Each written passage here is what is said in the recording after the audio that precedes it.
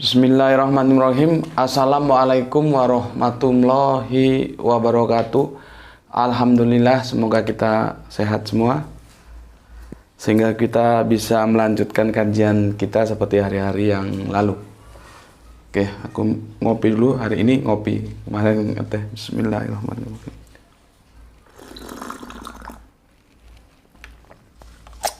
Alhamdulillah. Kali ini topiknya adalah gimana ya enaknya bahasanya ya, palsu tapi dikutip gitu. Palsu tapi dikutip gitu ya. Palsu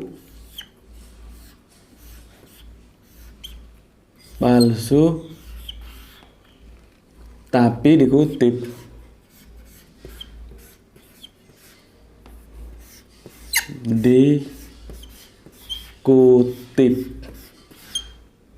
Ya, ini judul kajian kita, palsu tapi dikutip.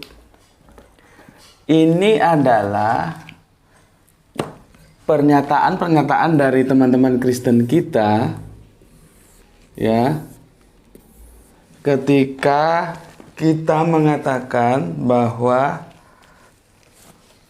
Bible ini ya,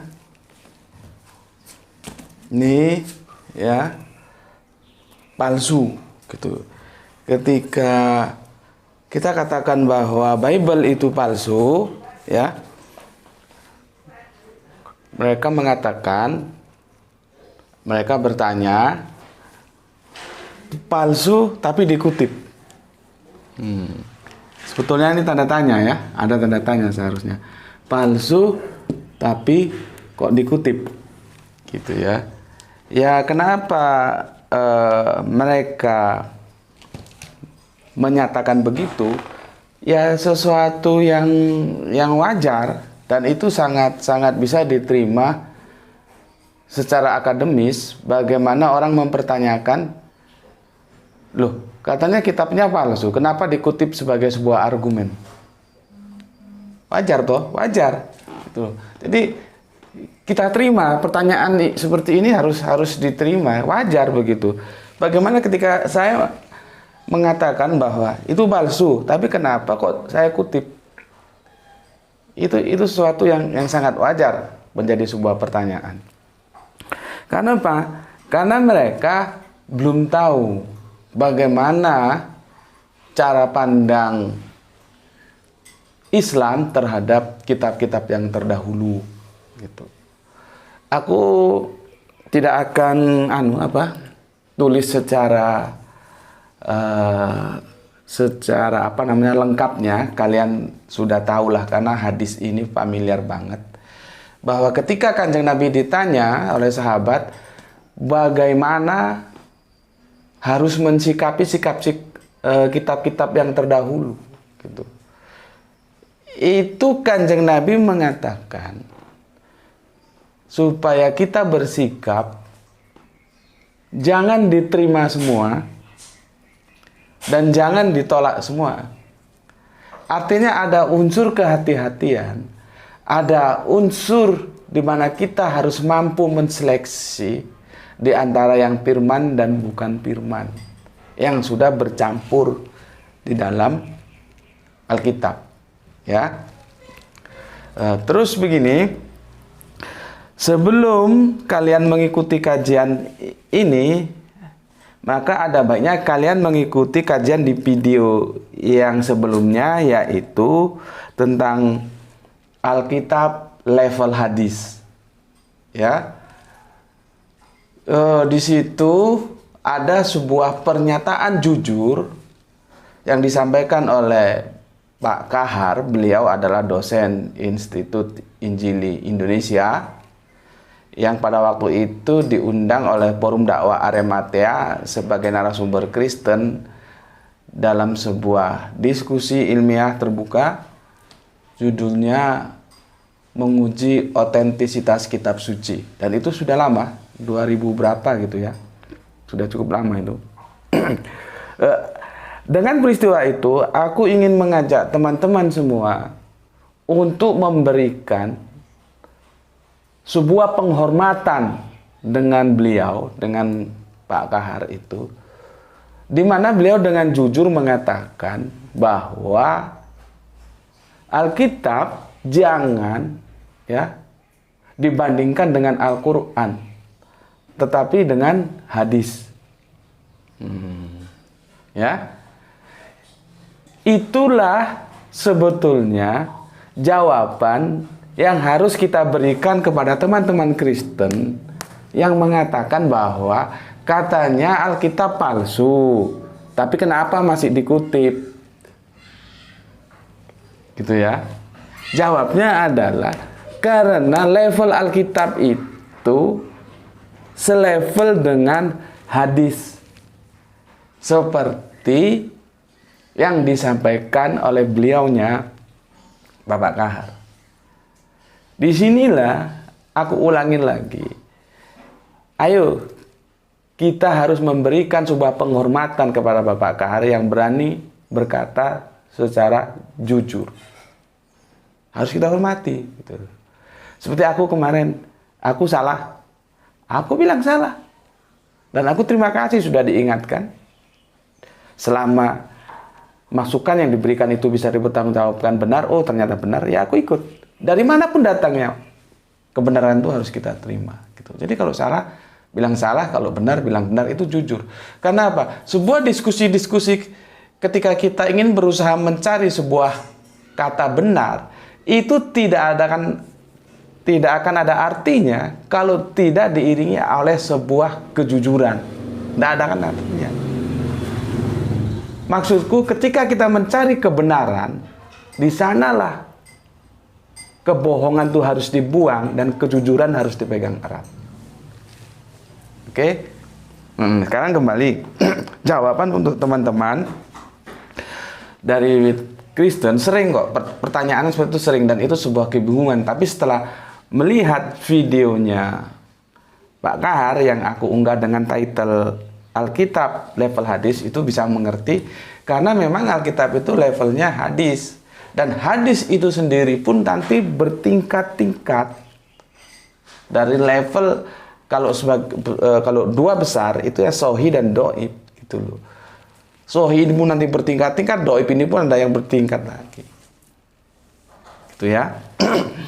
Artinya ketika kita mengatakan bahwa Bible itu palsu, itu sebuah pernyataan palsu yang tidak berdiri sendiri, artinya perlu memang ada penjelasan-penjelasan tentang palsu yang bagaimana.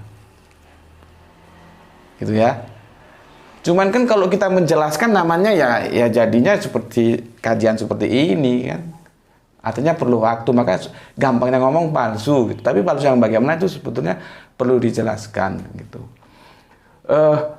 Di video Alkitab level hadis itu, aku memang tidak memberikan sebuah penjelasan karena aku ingin bahwa itu supaya murni, supaya tanpa ada sebuah editing ya seperti itu, gitu ya. Dan juga ketika aku coba ingin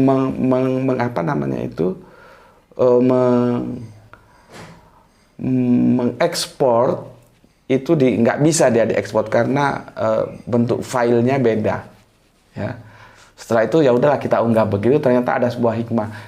Unggahan tanpa aku memberikan sepatah kata pun dalam kata-kata dalam video itu menjadi ini loh faktanya murni. Sekarang terserah bagaimana kita masing-masing memahami pernyataan Pak Kahar itu. Ya. Nah, bentar, aku minum lagi. Bismillahirrahmanirrahim.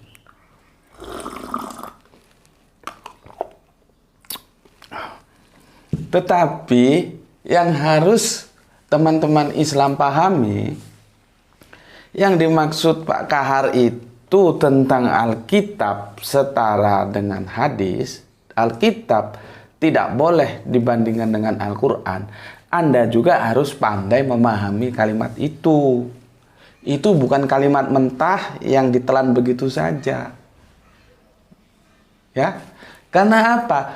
Kita itu beriman dengan kitabullah yang lain, mulai suhuf Ibrahim, ya, Torah, Zabur, dan Injil dan Al-Quran. Itu semua kita imani. Ya, kalau Anda baca Al-Quran seperti yang aku jelaskan, lihat videoku yang nasak mansuk, kalian paham bahwa semua kitab-kitab yang terdahulu itu, baik dari suhuf Ibrahim, Torah, Zabur, Injil, itu sudah terakumulatif di dalam Al-Quran. Jadi ketika kita berquran, kita tidak kehilangan kitab-kitab yang terdahulu. Dia sudah terkumulatif di sini. Karena fungsinya ini, aku ulangin lagi, membenarkan kitab-kitab yang lalu. Tuh. Ketika kitab-kitab yang lalu ada sebuah intervensi manusia, maka dibenarkan oleh Al-Quran. Siapa yang membenarkan? Ya Allah itu sendiri yang punya kitab ini. Yang punya Al-Quran itu adalah yang punya Injil, yang punya Zabur, yang punya Torah, yang punya suhuf Ibrahim. Gitu. Jadi kalau mengatakan bahwa kitab ini Al-Quran memplagiat Injil, maka Anda juga harus mengatakan Injil memplagiat Torah. Terus pertanyaannya, ini dari satu sumber yang sama. Plagiatnya siapa? Apa bisa dibilang plagiat? Tapi karena Anda tidak paham, dianggap ini terpotong, tidak dari satu sumber yang sama, ya akhirnya kacau seperti itu. Tidak. Kami di dalam Islam dengan memiliki Al-Quran, berarti kami memiliki kitab-kitab yang terdahulu. Gitu ya. Nah, teman-teman Islam, yang disampaikan oleh Pak Kahar dalam video itu adalah Alkitab, dan dia menuju ke Injil. Injil yang sekarang, ya, itu setara dengan hadis. Jangan dibandingkan dengan Al-Quran. Jadi bukan Injil yang original. Injil yang memang diterima, yang sekarang sudah raib, oleh Kanjeng Nabi Isa. Kalau Injil yang original yang diterima oleh Kanjeng Nabi Isa, tentunya itu setara dengan Al-Quran. Karena sama-sama firman. Ya, jadi jangan salah juga. Seperti aku bilang tadi, teman-teman Kristen jangan salah ketika memahami bahwa Alkitab itu dikatakan palsu. Itu perlu penjelasan palsu yang bagaimana. Begitu juga teman-teman Islam, jangan salah memahami pernyataan Bapak dosen kita itu yang mengatakan bahwa Alkitab itu jangan dibandingkan dengan Al-Quran, tetapi dibandingkan dengan hadis. Harus paham yang dimaksud Pak Kahar itu Alkitab yang mana. Gitu ya. Oke, sampai sini aku jelaskan lagi. Semoga dengan ini teman-teman bisa menjadi mengerti ya, baik yang Islam maupun yang Kristen. Sekarang kita ambil sebuah contoh kasus saja lah ya. Contoh kasus bagaimana bisa dikatakan bahwa Alkitab itu levelnya hadis ya. Begini saja. Seperti pernyataan Bapak Kahar bahwa Injil itu adalah sebuah persaksian. Jadi Injil itu persaksian Tuhan Yesus.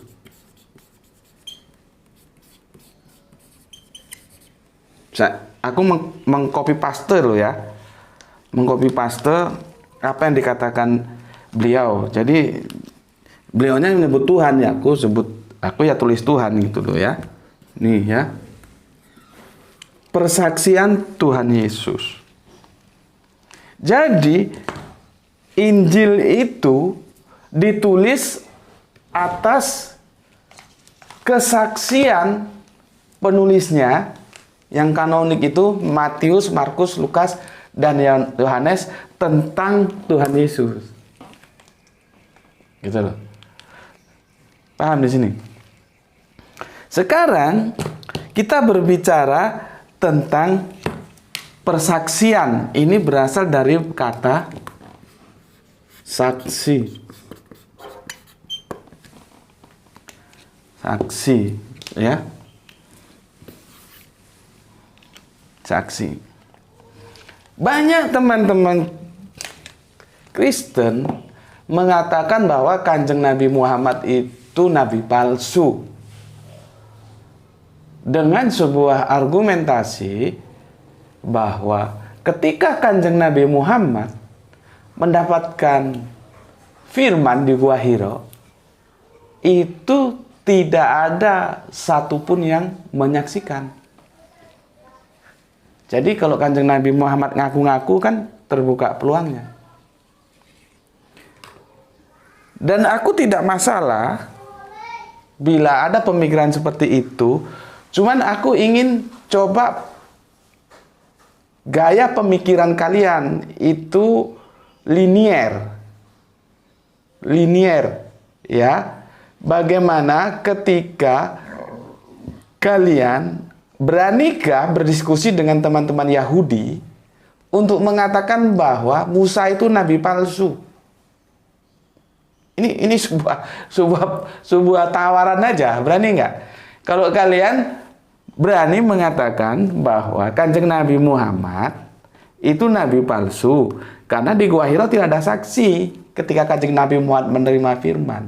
Sekarang aku bertanya, kalian punya nyali nggak untuk berhadapan dengan saudara tua kalian? Kalau aku sih mengatakan bahwa Kristen yang awalnya Nasrani itu punya saudara mudanya apa? Islam, saudara tuanya apa? Yahudi, seperti itu loh.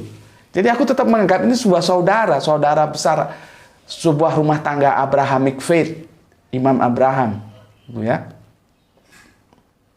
Oke, aku lanjutkan. Berani nggak kalian, punya nyali nggak untuk mengatakan terhadap saudara tua Yahudi itu, katakan bahwa Kanjeng Nabi Musa yang mereka bilang Moses itu nabi palsu. Karena apa? Karena ketika Kanjeng Nabi Musa atau Moses menerima dasatita, tahu nggak dasatita? Dasatita itu 10 Commandment. Atau kalau tidak tahu juga 10 perintah Tuhan. Itu Kanjeng Nabi Musa atau yang teman-teman saudara Yahudi bilang Moses itu naik ke bukit atau ke Gunung Sinai atau ada yang bilangnya Horeb, ada yang bilangnya Sinai, ya. Itu sendiri. Tidak ada temannya. Sendiri menerima firman itu. Sama ketika Kanjeng Nabi Muhammad menerima firman di Gua Hira juga sendiri. Gitu loh. Jadi berani nggak berpikir linier seperti itu? Ya, di sini aku gini loh. Aku ini rasionalitasku tinggi dan aku mencari sebuah kebenaran itu dengan pijakan-pijakan rasionalitas. Tetapi aku sadar benar bahwa pada level tertentu ada rasionalitas itu tidak mampu bicara. Jadi hati-hati dengan sebuah kata saksi. Yang ini videonya sudah aku bikinkan, judulnya Saksi Mata. Nanti kalau timingnya tepat aku unggah. Sudah selesai, tinggal mengunggah. Ya, kalau kamu menuntut saksi, hati-hati. Sekarang kamu misalkan, bagaimana kamu yakin bahwa kamu anaknya bapak? Kamu punya saksi? Siapa yang menyaksikan? Kenapa kamu nggak pernah tanya? Kenapa kamu kok bilang, Pak, saya meragukan Anda sebagai bapak saya? Kenapa? Saya tidak punya saksi bahwa bapak adalah bapak saya. Karena apa? Ya siapa yang menghamili ibu saya? Kan bisa jadi ibumu hamil dengan tetanggamu. Bisa jadi ibumu hamil dengan pacar lamamu. Bisa jadi ibumu ngompreng. Bisa jadi kan?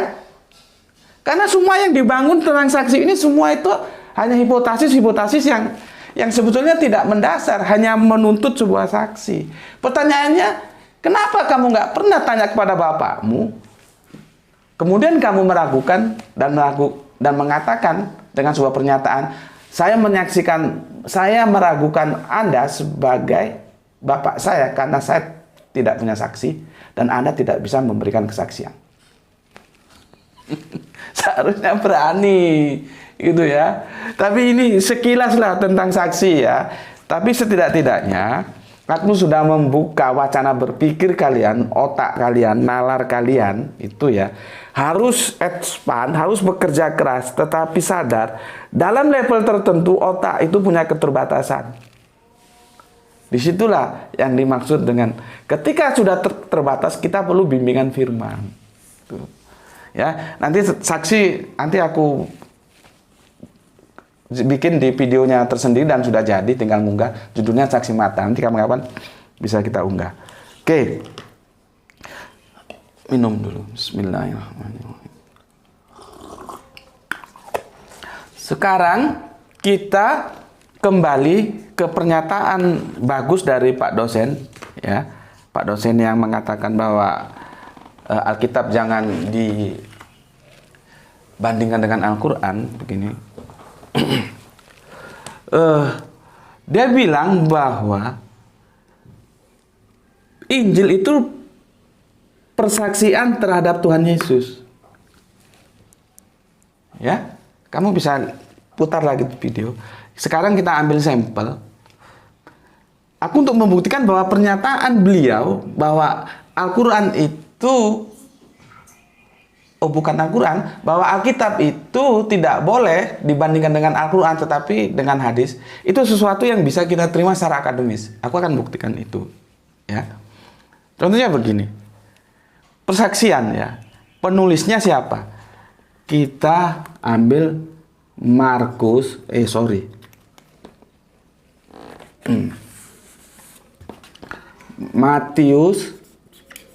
ya, Markus ya, Lukas ya, Yohanes. Ini. Jadi Injil itu adalah persaksian Matius, Markus, Lukas, Yohanes tentang Tuhan Yesus. Gitu loh. Nah, terus pertanyaannya, benar nggak mereka benar-benar menyaksikan? Gitu ya. Sekarang aku supaya kalian tetap, sebetulnya banyak ayat-ayat dalam Bible. Makanya ketika aku dapat sebuah ajakan diskusi, misalkan menguji otentisitas Al-Quran atau Injil yang asli ya, yang palsu, yang mana yang firman, mana yang bukan, itu aku biasanya senyum saja. Gitu loh. Senyum saja apa? Karena aku nggak tahu, berani nggak dia kalau mau berhadapan dengan aku, dia mengklaim dulu bahwa dia pakar perjanjian baru.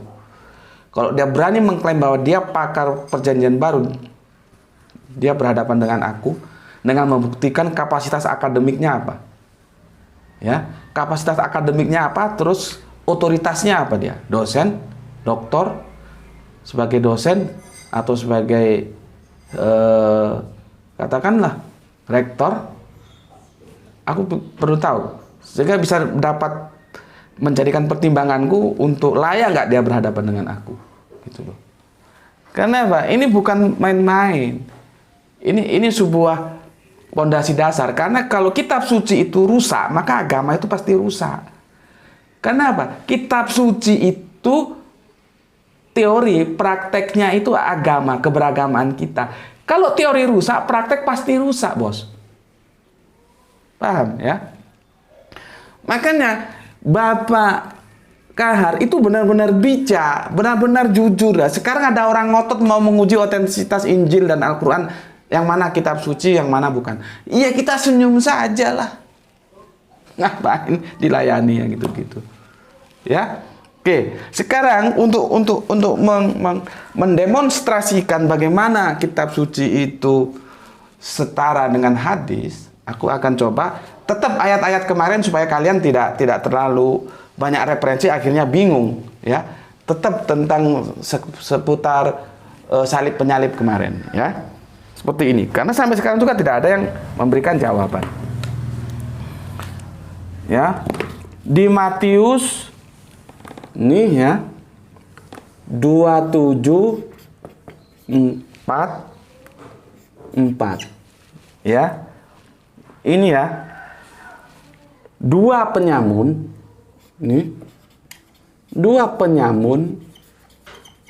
mencela Yesus. Ya. Di Markus 15:32 kedua penyamun mencela dia.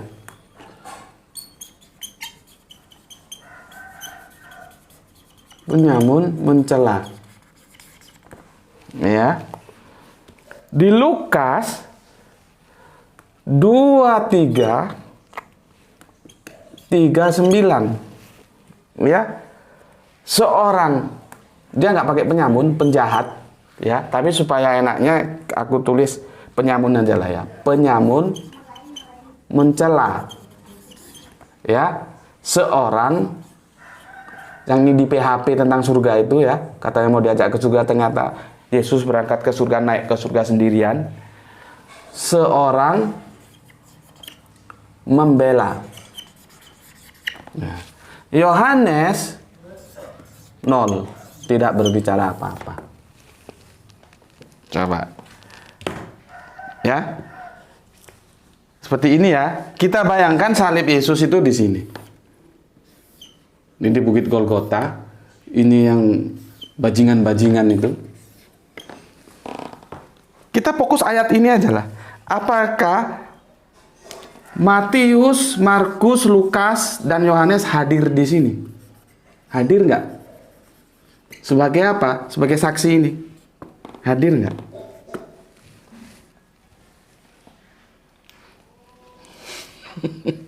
Hadir nggak?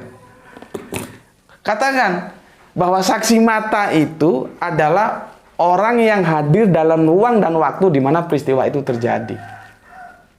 Itu kalau definisi hukumnya seperti itu.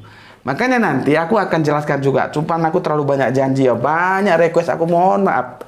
Banyak request yang belum bisa aku tunaikan sampai aku sendiri lupa kadang-kadang. Ya.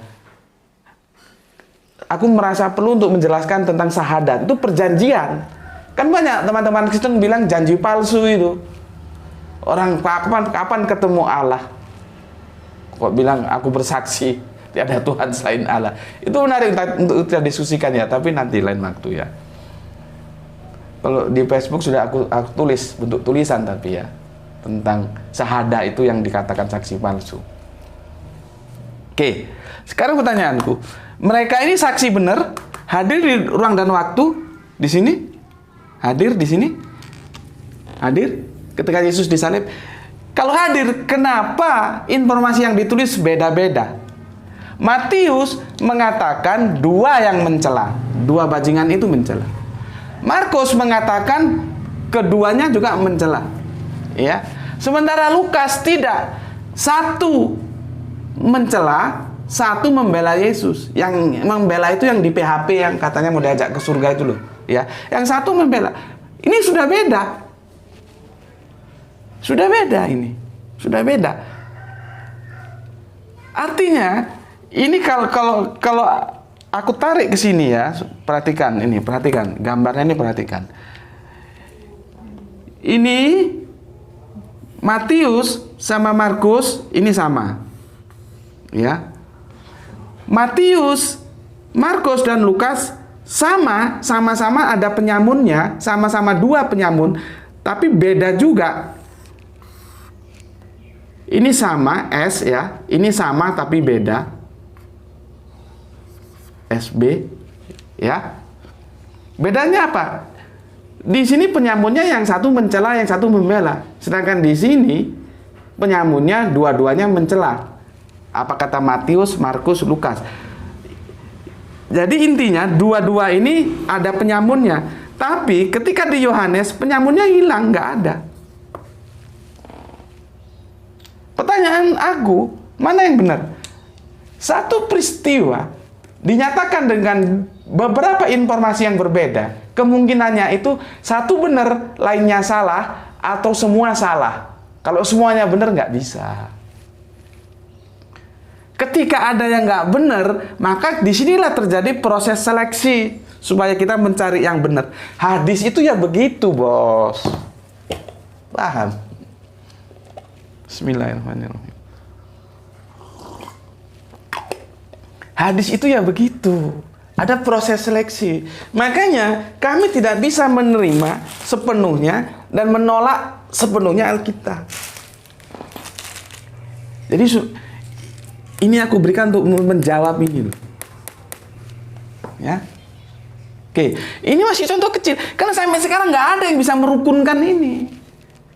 Bagaimana mau dirukunkan? Sebetulnya yang mencela, ada pencela atau tidak? Pertama. Yang kedua, dua-duanya mencela apa tidak? Yang ketiga, ternyata yang mencela satu. Peristiwanya satu. Beritanya 4, berbeda semua. Mana yang benar? Ya. Dan ini nggak bisa, sampai sekarang nggak bisa terpecahkan. Itulah yang aku mengatakan bahwa apa yang disampaikan oleh Bapak dosen Kahar itu sesuatu yang harus kita hormati, kita hargai, karena itu kejujuran dan itu kebenaran. Ya. Sekarang kalau kita mau perluas lagi, ya, ini kita balik begini. Bisa lagi nih. Ini contoh kasus, dan kasus satu lagi supaya kalian jelas. Orang itu nggak mungkin mati berkali-kali, nggak mungkin. Setelah mati ya sudah, nggak mungkin mati hidup lagi, mati hidup lagi, mati hidup lagi. Terlepas nanti Yesus itu bangkit, itu nantilah kita bicarakan ya. Tapi secara universal mati itu sekali. Pertanyaannya, ya, ucapan apa terakhir kali yang diucapkan oleh Yesus sebelum mati? Coba. Ya, ucapan apa? Kita lihat di sini. Matius ya, di 27:46 dia bilang, Eli Eli lama sabachthani. Eli Eli lama sabachthani. Allahku, Allahku, mengapa engkau meninggalkan aku? Ya. Di Markus 15:34 dia pakai Eli, kok di Markus pakai Eloi. Mana yang benar nggak tahu aku. Padahal itu bukan sama-sama terjemahan, nggak diterjemahkan. Kalau terjemahannya kan Bapakku, Allahku, Allahku, mengapa engkau meninggalkan aku? Di sini dia nggak Eli, tapi Eloi. Eloi, Eloi, lama sabachthani. Pertanyaannya, ketika kita sama-sama, misalkan aku sama kamu ya, ada orang ngomong, kita lihat. Yang diomongkan dia tuh Eli atau Eloi? Karena kan kita sama-sama saksi mata nih, kenapa beda? Apakah dia mati, ngomong Eli, Eli, lama sabachthani, mati. Terus aku tulis Eli. Terus hidup lagi, ngomong Eloi, Eloi, lama sabachthani. Terus aku tulis Eloi. Jadi ada yang nulis Eloi, ada yang nulis Eli, karena mati hidup 2 kali. Apa begitu? Apa ada orang mati hidup 2 kali? Ini masih Eli dan Eloi itu sudah masalah. Sekarang kita lanjut ya. Di Lukas 23:46 ya. Apa? Ya Bapa, ke dalam tanganmu kuserahkan nyawamu. Ya Bapa, ke dalam tanganmu ku serahkan nyawaku. Beda sangat diametral. Kalau ini sangat mirip-mirip tadi. Ini diametral sekali. Sekarang apa kata Yohanes? Ya. 19:30. Yohanes ini paling singkat. Apa katanya? Enak sekali Yohanes itu. Paling singkat dan itu menarik kata-katanya. Apa yang diucapkan Yesus sebelum meninggal? Bayangkan, sudah selesai. Ini yang paling aku suka. Sudah selesai. Sudah selesai. Ini sudah selesai. Ini konsekuensinya berat loh. Seperti yang aku sudah tulis 10 judul. Untuk apa kalian menunggu Yesus turun lagi? Tidak mungkin turun lagi. Orang sudah selesai. Dan sayangnya teman-teman Islam juga percaya itu hadis. Kanjeng Nabi mau turun lagi. Ngapain? Ini sudah selesai. Selesai kan? Gimana? Hah? Beda-beda kan? Apakah di sini mati, ngomong Eli Eli, hidup lagi, mati lagi ngomong Eloi, hidup lagi, mati lagi ngomong ya Bapa kepadamu kuserahkan nyawamu, mati lagi, hidup lagi, sudah selesai. Mati berapa kali? 1, 2, 3, 4 kali. Mati, hidup, 4 kali. Apa begitu? Faktanya orang cuma mati sekali. Maka ini tidak mungkin semuanya benar. Tidak mungkin. Yang paling mungkin itu satu benar dan lainnya salah. Atau semuanya salah. Sebetulnya Matius, Markus, Lukas, dan Yohanes bukan saksi mata. Bukan saksi mata. Tuh. Itu penjelasan dari aku, ya. Semoga dari sini kita semua bisa mengetahui, kemudian memahami duduk permasalahannya. Kenapa sih orang Islam mengatakan bahwa kitab itu palsu tetapi masih dikutip juga? Jawabannya adalah seperti yang sudah diberikan oleh Pak Kahar tadi, karena Alkitab itu levelnya hadis. Oke, Assalamualaikum warahmatullahi wabarakatuh.